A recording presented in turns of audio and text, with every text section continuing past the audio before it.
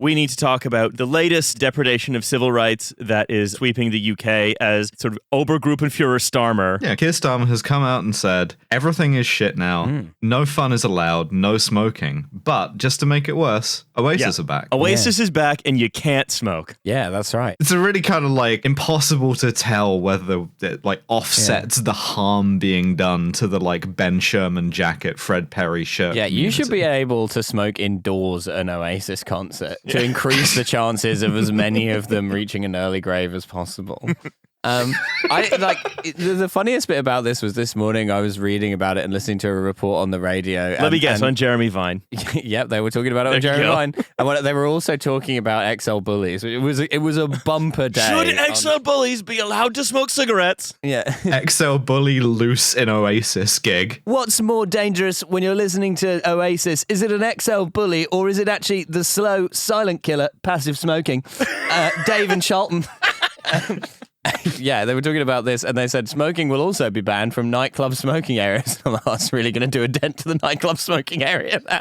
It's just going to become the nightclub area. It's sort of a metaphysical quandary there, yeah. It also just like banning it from outside because they were saying they're going to ban it from pub gardens. They're also going to ban it from nightclub smoking areas and from the spaces immediately outside pubs and nightclubs. And it's like, that's the place, that's the one place where you can smoke. That's the only place where you don't get looked at funny for smoking. It's the only Britain could invent the non-smoking nightclub smoking. Yeah. That was the thing in The Onion years ago about the only smoking area left in America is this one room in Quad Cities, Iowa, and everyone has to like drive across the entire country for their cigarette break and then drive all the way back. And it's like, that was probably in 1998 when they made that joke. It's like America more or less just has its rare smoking areas and stopped there. But Britain is like, no, we're going to find ways to make it even less convenient. If everyone's going to be aware that like life isn't good and isn't going to get better, and the prime minister comes out every 3 weeks and says, remember how we told you it was worse than we thought? It's even worse than that. It's going to be even worse than that. You should expect even less of your society. The only thing that they can do, and again, this is what we said that they would do, is they're just going to keep cracking down on stuff. All they can do is ban things. They can just be like, well, we can't fund more cancer treatment, but we can take away smoking. Well, so, as you understand, Keir Starmer is just trying to revisit the inspirational message of John F. Kennedy in saying, ask not what your country can do for you. Fuck off. Exactly. he put such venom into it. It's beautiful. Ask not what your country can do for you ever. Goodbye. I think the problem we're experiencing here is it's going to take a really long time to improve life in the United Kingdom. And a lot of people aren't going to live long enough to experience that unless we ban smoking. We need to get everyone in this country leading a tech billionaire lifestyle to live to 250 to reach the point where they will witness a pothole being filled in. And that is what I'm promising to you. Everyone's going to be on Huel. No one will be smoking. Everyone's running 20 kilometers a day, and I will supervise it. Brian Johnson has been made the new cabinet secretary. Yeah, that's right. I remember years ago there was like a World Happiness Survey and Britain was next to last, and the only country apparently less happy than Britain was Uzbekistan, which...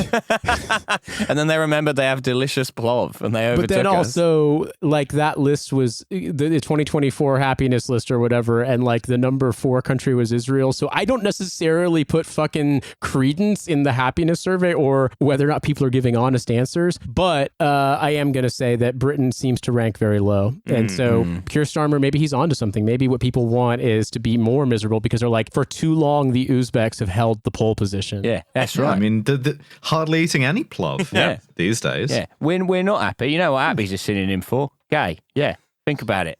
This used to be a proper country. We used to be the crossing point of the Silk Road. We used to build huge domed mosques with teal tiles.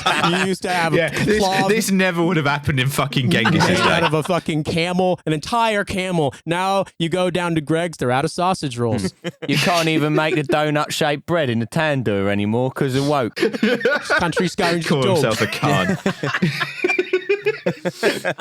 If you just sort of agreed that you cannot take any positive, I don't mean positive like, good or happy, positive like active action that's going to like do something, build something, invest in something even, right? If Oh, no, all you absolutely have not. left, and this is, we know what kind of politics this is, right? This is the politics of like Austerity. It's austerity again. it's austerity again, and we're going to get into a little bit of more of that with his speech and some reactions to it. It's like it was always going to be austerity again, of course, but he's doing a very like Democrat blue state stronghold type of governing. It feels like this come over from America in some ways. That's an insult to blue states. At least some of them will do shit like, you know, sanctuary cities, or like you can get an abortion, or like be trans. Whereas all of this stuff, it's like we said, like we predicted, all of the most like repressive authoritarian instincts. And yeah, okay, it's in service of like people not dying of lung cancer, which sure, but to pair it with the, by the way, everything's going to be shit forever, really makes it clear what the priority is, which is the NHS is going to fall over anyway. So, you know, that's what the rule is. We're gonna save the NHS by making it illegal to require it. This is also what's so funny about people not dying of lung cancer is then, do you know what they're going to need? Like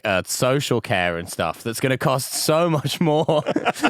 He's actually creating problems for himself. Keir Starmer needs people dying of lung cancer. They're not going to draw their pensions. Yeah, exactly. We need deadlier things. We need Keir Starmer to be saying, you need to go out there and start hooning. Yeah. You need to start doing backyard wrestling. You need to start doing stuff that's on like low number American YouTube channels. Not enough people in the UK are into base jumping.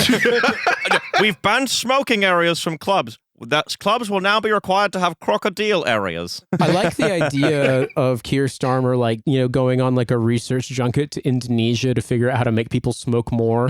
Like they're getting the best tobacco scientists from all the Indonesian academies to come over to the United Kingdom. I don't even like crocodile, but it's the only way you can meet people in clubs these days. You know? Well, I was going to say too, with blue state Democrat things, it's always sort of like seeding the rhetoric of what Republicans say, but they try to be positive about it and be like, oh, we're not going to waste money on big government. You know what I mean? It's always like, instead of wastefulness, we're going to use the ingenuity of the market, but they always kind of sell it in a positive way, where I think what's about this is interesting is that it's just flat out dismal. But it's not like there's not like, in order for us to achieve the thing, it's not like a, you know, Stalin or Khrushchev 5-year plan. It's just, no, it's shit and it's going to be shit forever. Fuck you. That's the thing they do have. And I think it's worth sort of going into a little more of like the economic program that's been being talked about in the last couple of days. They have one. It's just that like, again, this was like a plan hatched by a few, surprise, surprise, lobbyists who are close to Starmer, like the Green Finance Institute. Like one particular ex-Barclays banker just like told Rachel Reeves, hey, we can just do private capital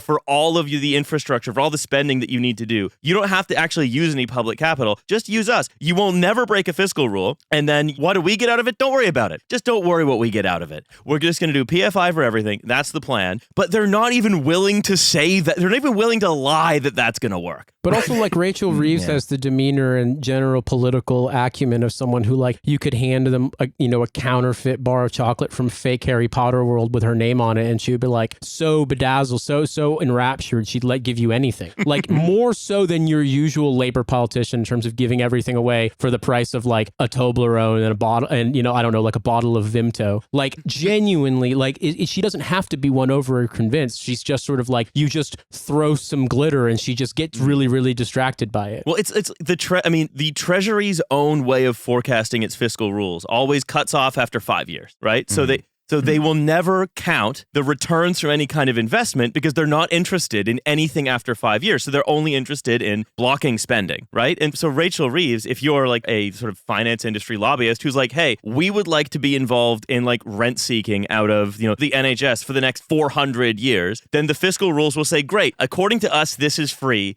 This is politically costless. Who cares what it's going to do? So the that's Treasury fine. should be in favor of smoking because you get lots of delicious nicotine now, and then it doesn't do anything to your health over the course of 5 years, so don't worry about it. So what Starmer's speech in particular, the one that he made recently where he sort of said, it's going to be terrible. By the way, Oasis are getting back together, but you're not going to be able to smoke at the Oasis gigs.